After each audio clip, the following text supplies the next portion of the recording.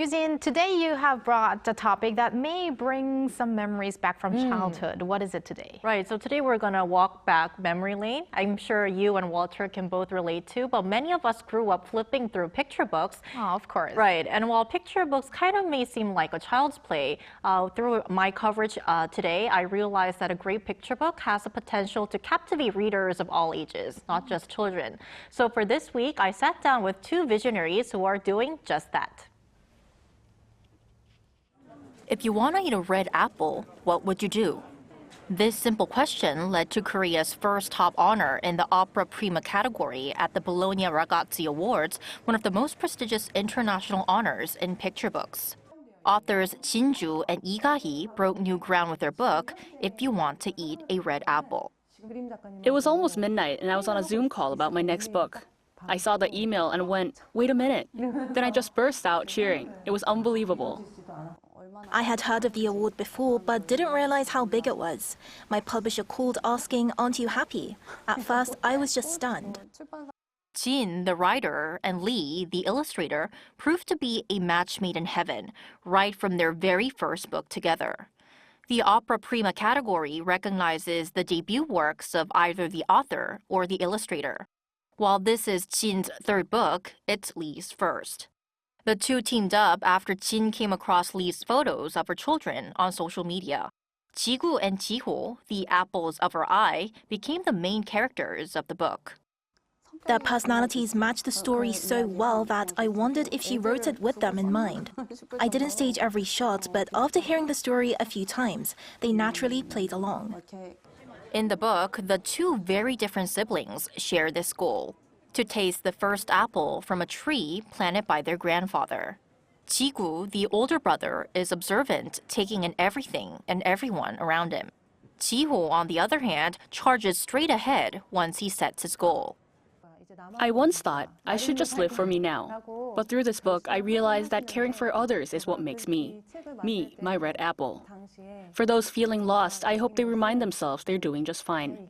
For young readers, I hope they cherish their differences, grow together, and one day share their red apples. The duo also pushed boundaries with their creative process, from using photos instead of illustrations to typography. Film photography has a raw, painterly quality. To keep that analog feel, I cut out shapes by hand, layering them onto the photos to create a storybook-like world.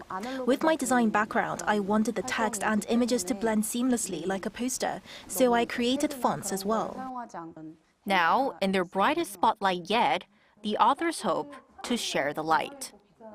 I hope us winning this award gives strength and confidence to other emerging authors and illustrators on the same path. To readers, I humbly ask them to take a moment to notice these quieter voices shining like fireflies. Just as it takes two to tango, a picture book is a dance between words and images. Now working on their second book together, Jin and Lee are set to create another Apple Salute classic. Wow, what a creative duo. I especially like the idea of using these real photos for the illustrations. Right. But using what's up next for them? Well, although the winners for this year's BolognaRagazzi Awards were announced a little more than 2 weeks ago, the actual awards will be handed out later this month at the Bologna Children's Book Fair. So both Jin and Lee, who are featured in my report, they are going to travel to Italy in person. They will attend the award ceremony, and then they will also have a chance to meet with industry insiders and also readers from around the world. Well, Nice. it also seems that Korean children's authors are receiving more global recognition. Why do you think this is? Well, first of all, it's not just Jin and Lee. Back in 2020, we had Baek-hee, who became the first Korean author to win the Astrid Lindgren Memorial Award. And in 2022, we had Lee Soo-ji, who became the first to win the Hans Christian Andersen Award.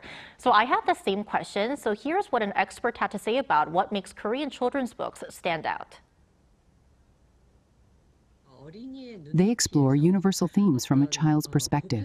This curiosity-driven storytelling, combined with traditional values like respect for elders and family love, makes them resonate with global readers.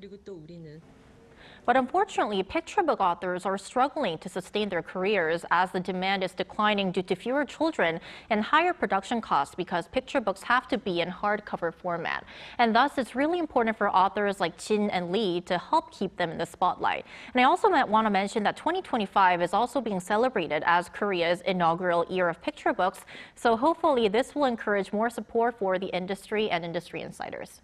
I think I better start drawing because picture books are my favorite because the ones that have too many words are just too big for me. So Maybe we can make up a great deal. I'll write for the book And you can draw. for I the can book. draw. I'm not a great And you can edit. Oh, I'll edit. Okay. You'll be the editor, Eugene. Well, it's really great to see this recognition for these children's books because after having that recognition of Han Kang's novels, right. It's great to see this big variety of books. And let's hope to see more of these children's books make it throughout the world on the global stage. Fingers crossed. Well, thank you very much, Eugene, for that report today. Thank you.